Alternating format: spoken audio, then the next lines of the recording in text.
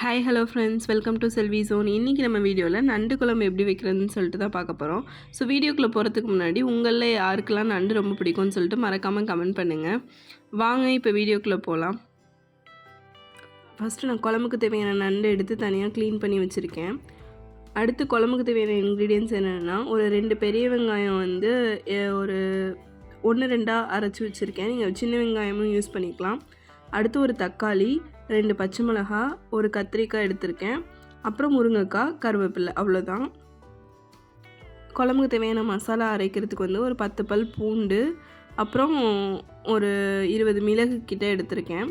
இது வந்து தேங்காய் வந்து ஒரு அரை மூடி எடுத்திருக்கேன். அது கூடவே போட்டு நம்ம அரைச்சி எடுத்துக்கலாம், அந்த பூண்டும் மிளகும்.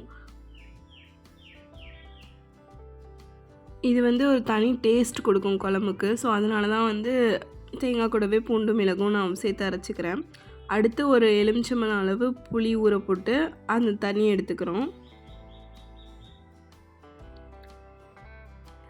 நான்வெஜ்லாம் மோஸ்ட்டாக மண்பானையில் செஞ்சு பாருங்கள், டேஸ்ட்டே தனியாக இருக்கும், சூப்பராக இருக்கும். இன்றைக்கி நான் மண்பானையில் தான் செய்ய போகிறேன். ஸோ ஃபஸ்ட்டு பாத்திரத்தை வச்சுக்கிட்டு தேவையான அளவு நல்லெண்ணெய் ஊற்றிக்கிறோம். நான் ஒரு 3 ஸ்பூன் கிட்ட ஊற்றிக்கிறேன். மண் பாத்திரங்கிறதுனால சூடாக கொஞ்சம் லேட் ஆகும். ஆனால் காஞ்சிருச்சுன்னா சமையல் வந்து சீக்கிரமே முடிச்சிடலாம். இப்போ எண்ணெய் லைட்டாக சூடாக ஆரம்பிச்சிருக்கு. எண்ணெய் நல்லா சூடானதுக்கப்புறம் வெந்தயம் போட்டு தாளிச்சிக்கலாம். இந்த வெந்தயம் வந்து நல்லா கோல்டன் ப்ரௌன் வந்ததுக்கப்புறம் நம்ம கட் பண்ணி வச்சுருக்க வெங்காயம், தக்காளி அதெல்லாம் போட்டு தாளிச்சிக்கலாம். வெந்தயத்தை வந்து நல்லா பொரிய விடணும். அந்த வெந்தய ஸ்மெல் நல்லா தாளிக்கிற ஸ்மெல் வரும், அது வரையும் நல்லா பொரிய விடணும். உடனே போட்டோன்னா அது நல்லா இருக்காது. இப்போ வெங்காயம் நம்ம அடித்து வச்சுருக்கிறது போட்டுக்கலாம். போட்டு நல்லா வதக்கிக்கலாம்.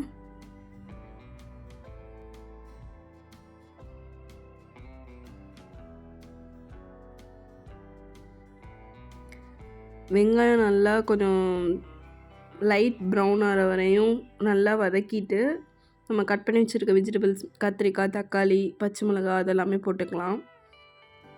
இப்போ இந்த ஸ்டேஜ் வந்ததுக்கப்புறம் நம்ம கட் பண்ணி வச்சுருக்க கத்திரிக்காய் போட்டு வதக்கிறோம். இப்போவே கத்திரிக்காய் போட்டு வதக்கினா அந்த டேஸ்ட் வந்து சூப்பராக இருக்கும். கத்திரிக்காயும் நல்லா அந்த எண்ணெயில் வந்து டேஸ்ட்டாக இருக்கும். நம்ம அப்படியே எல்லாத்தையுமே போட்டு வதக்கிக்கலாம் ஒன்றா.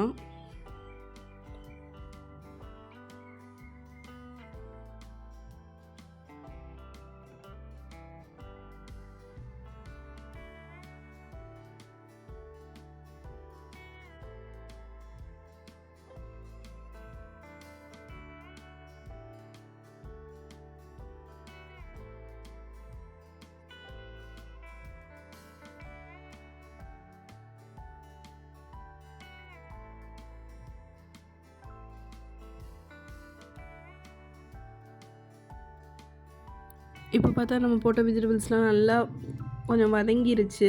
கத்திரிக்காய் தோல் கலர்லாம் மாறி இருக்குது, நல்லா பார்க்கும்போதே தெரியும். இப்போ இந்த ஸ்டேஜில் வந்து நம்ம குழம்புக்கு தேவையான மசாலாஸ்லாம் போட்டுக்கலாம். ஃபஸ்ட்டு வந்து குழம்புக்கு வந்து நான் மல்லித்தூள் போடுறேன்.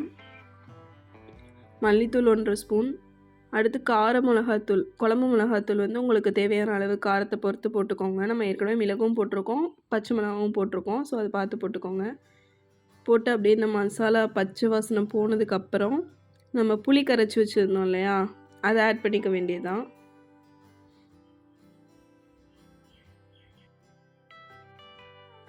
மசாலா நல்லா வதங்கிடுச்சு. இப்போ நம்ம கரைச்சி வச்சுருக்க அந்த புளி தண்ணியை ஆட் பண்ணிவிட்டு அடுத்து நம்ம அரைச்சி வச்சுருக்க அந்த தேங்காய் பேஸ்ட்டு, பூண்டு மிளகெல்லாம் வச்சு அரைச்சோம்ல, அந்த தேங்காய் பேஸ்ட்டும் ஆட் பண்ணிக்கலாம்.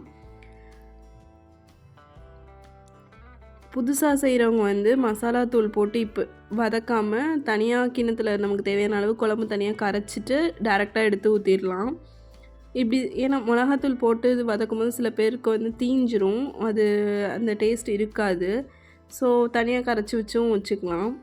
இப்போ வந்து நம்ம புளி தண்ணி ப்ளஸ் தேங்காய், மிளகு, பூண்டு 3 அரைச்சி அந்த பேஸ்ட்டும் சேர்த்தாச்சு. இப்போ குழம்பு தண்ணி நல்லா கொதிக்க விட வேண்டியது தான். தேவையான அளவு உப்பு போட்டுக்கலாம். உப்பு போட்டதுக்கப்புறம் நம்ம குழம்ப அப்படியே கொதிக்க விட வேண்டியது தான். குழம்பு வந்து கொதிக்க ஸ்டார்ட் ஆகிடுச்சு. நம்ம ஸ்டார்டிங்கில் வெஜிடபிள்ஸ் வந்து தக்காளி, கத்திரிக்காய், வெங்காயம், பச்சை மிளகாய் தான் போட்டோம். முருங்கைக்காய் போடல. அது வந்து குழம்பு கொதிக்கும் போது தான் போடணும். இப்போ குழம்பு கொதிக்க ஆரம்பிச்சிருச்சு. இப்போ போட்டுக்கலாம். முருங்கைக்காய் போட்டுட்டு கூடவே நண்டு க்ளீன் பண்ணி வச்சுருக்க நண்டு எடுத்து போட்டுக்கலாம்.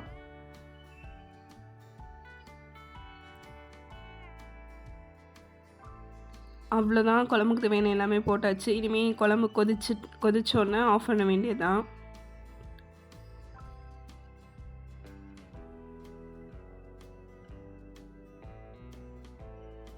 குழம்பு நல்லா கொதிச்சிருச்சு நண்டு போட்டதுக்கப்புறம். அவ்வளோதான், இப்போ சுட சுட டேஸ்டியான நண்டு குழம்பு ரெடி. மறக்காமல் இந்த டிஷ் உங்கள் வீட்டில் செஞ்சு பார்த்துட்டு கமெண்ட் செக்ஷனில் கமெண்ட் பண்ணுங்கள்.